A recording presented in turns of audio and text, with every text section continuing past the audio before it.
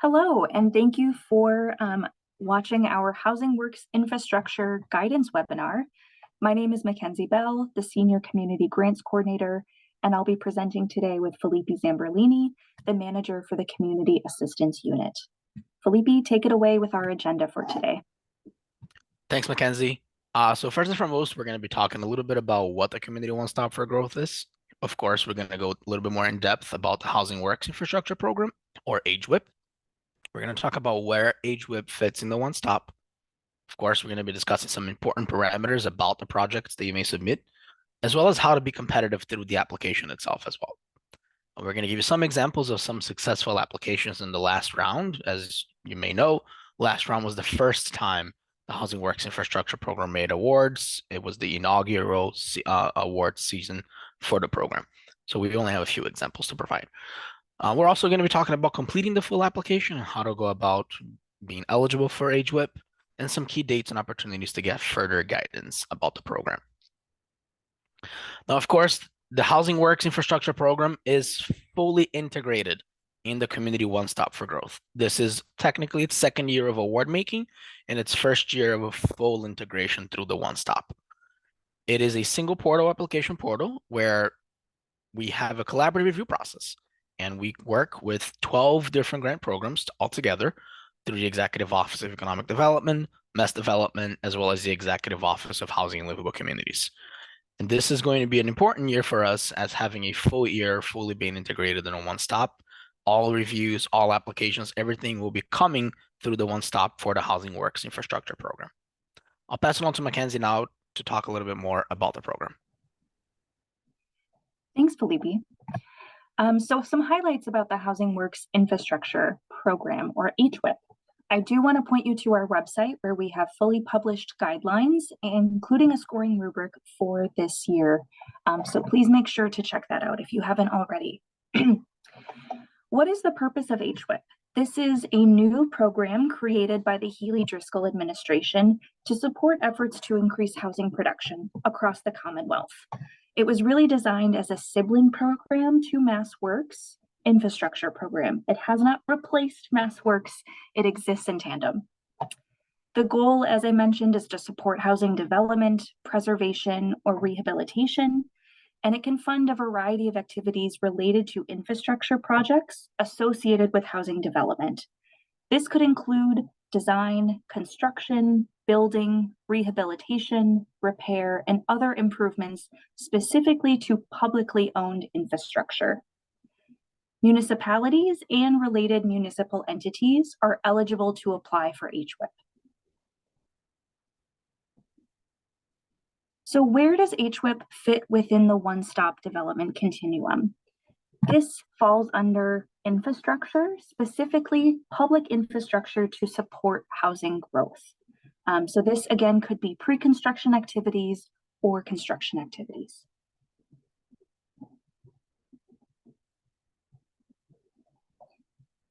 Let's review some important project parameters. There is many more details involved in those published guidelines. So again, please review those, but I'll hit some of the highlights here. Technically, we do not have a set minimum or maximum amount for a project budget. However, on average, awards have ranged from $300,000 to $5 million. An average award made in this first and most recent round of funding was $2.5 million. While there is no requirement for a local match, projects that have secured funding from other sources, including that local match promise, will be more competitive as they will receive bonus points during application review. HWIP is a 4-year grant. So while we will make awards this fall, 2024, that means projects must be completed by June 30th, 2028. These funds can be used for a variety of activities related to infrastructure projects associated with housing. This could include, but is certainly not limited to, sewers, utility extensions, streets, roads, curb cuts, water treatment systems, transit improvements, public parks and spaces adjacent to planned or proposed housing improvements, and pedestrian and bicycle ways. Unfortunately, HWIP funds cannot be used for staff time or training, and take note that applicants with any locally adopted growth limitations or housing or infrastructure moratoria are ineligible.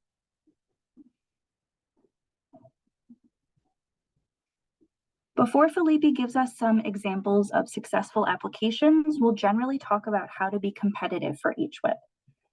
We have those guidelines published for a reason. We want you to take note of them, take use of them. We have our scoring rubric included right there. But especially as you consider a project and that this is a 4-year grant, consider whether the project is best achieved as a full project within one grant cycle, or whether it's better and you want to take a phased approach. Those published guidelines include our scoring rubric, how reviewers will score this project. So take that into account. How can you really maximize all possible points? And while scores are important, we do also take regional diversity, previous support from the agency, whether someone is a first-time grant recipient, and other priorities that align with the secretary when determining awards. A competitive application is going to be a complete one. We want all the questions answered, but I'll point your attention to a few of really important questions below. In terms of project need, we're really looking for you to show us, not just tell us what the need is, and not only what the need, but why this need specifically for your community. HWIP, especially because grants for housing and livable communities, at least for our grant programs, can be quite large. We're really looking to see a clear delineation of infrastructure work in terms of cost and budget, timelines, scope of work, limits of work, and design. We want to make sure that this is an implementable project and that the cost is realistic, that the budget is defensible. In that progress to date question, please include descriptions of any implemented local ordinances or bylaws that may directly impact this project. That could be very important for us to consider. And for the question that prompts you for project impacts, do your best to estimate what possible housing outcomes may result because of this project. We know that it can be difficult to provide estimates, especially in the early phases, but use your judgment and make best estimates. For HWIP projects, we are expecting at a minimum to see a consultant or contractor cost estimate included, a site plan, a project location map, and a site plan or construction drawing, if applicable. So with that, I'll turn it back to Felipe to walk us through some successful examples of applications that have come through us. Thanks, Mackenzie. And just a reminder, folks, this was the first round of applications for this project, for this grant program. So projects are fresh, new. So we'll be highlighting just a few examples here of some good projects that came through us this past fiscal year for the FY24 round. First and foremost, we had Barnstable. They were doing a water and sewer infrastructure project to try to redevelop a vacant 1.5-acre site right in downtown Hyannis. They're hoping to create at least 50 units of mixed income housing. And of course, that infrastructure is needed for this to actually get developed. So in their project, they did a very good job in the application itself to clearly detail the description of the project. They had strong justification for the project need, going back to what Mackenzie said, right? It's not just about showing, it's about telling as well. They really detailed their project needs to their local needs, to their very specific local needs, including talking about plans that included the needs for this area to be redeveloped as well in the past. They really demonstrated their readiness. This is the typical words that we use, or shovel readiness, the term that we use. They were really talking about their readiness to get this done in a timely manner, paired, of course, with a developer that had identified already. We do not require a developer to be identified, but it is something important if a project has it ready to really discuss about what that ultimate outcome is going to look like to increase affordable housing opportunities in your municipality. Another great project that came through to us was Chelsea. Chelsea was doing a construction and roadway streetscape improvement with the intent of improving area near an affordable housing development. So they needed to get their sidewalks in order to be able to get this done, and making landscape improvements, because this would support about 66 new units of permanent supportive housing, a very important type of housing that we need in the Commonwealth. Now, their project itself clearly described need. Again, very important. Talking about the need, very important to show and tell it. And their scope of work was very well detailed, that showcased the feasibility to implement the project within the grant timeline. That's going to be important as well. Not all projects are going to need 4 years to be completed. Some might need 2 or 3 or even 1. But just explaining to us what your timeline looks like and clearly defending it is going to be very important. Providing evidence of progress to date as well was very useful, because this is a project that had done some work already to figure out where it needed to be.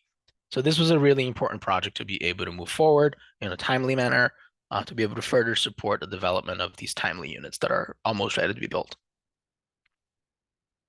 Now, when you are completing the full application, HWIP is in the infrastructure section of the one-stop, just like Mackenzie mentioned. You would be selecting the infrastructure development continuum category.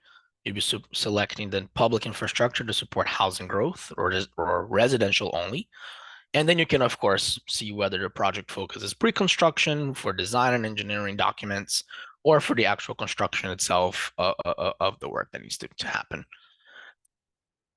Just select the most appropriate project focus area for application, and like Mackenzie said, complete the full application. If you're looking for more details about the full application or the one-stop in general, including more information on other webinars, other grant programs, please do visit mass.gov/one-stop for all those details. Lastly, we'll turn our attention to general timeline and points of guidance that you can access. We are currently in the full application and expression of interest phase. While you can access the full application and begin drafting it, you cannot submit that full application until May, and take note that the deadline to submit a full application is 11:59 p.m. on Wednesday, June 5th. In the meantime, consider submitting an expression of interest form where you can get direct feedback on your proposed project. Along with the expression of interest, we also are providing a number of opportunities for guidance, such as webinars, office hours, things like that. After applications are submitted, that June 5th deadline, program staff will then conduct application review, along with that collaborative review process that is allowed through the community of One Stop for Growth. We anticipate awards being announced this September, so early fall. Lastly, opportunities for guidance. So like I mentioned, please consider submitting an expression of interest form to get direct feedback on your project. Take advantage of all that we have available, including recorded webinars and those office hours. HWIP's office hours specifically will be held on Tuesday, March 12th at 12:30 p.m. So consider attending to hear from others common questions that we anticipate and to get some live feedback. Thanks so much for watching this webinar, and be in contact and take use of all those opportunities for guidance with any questions.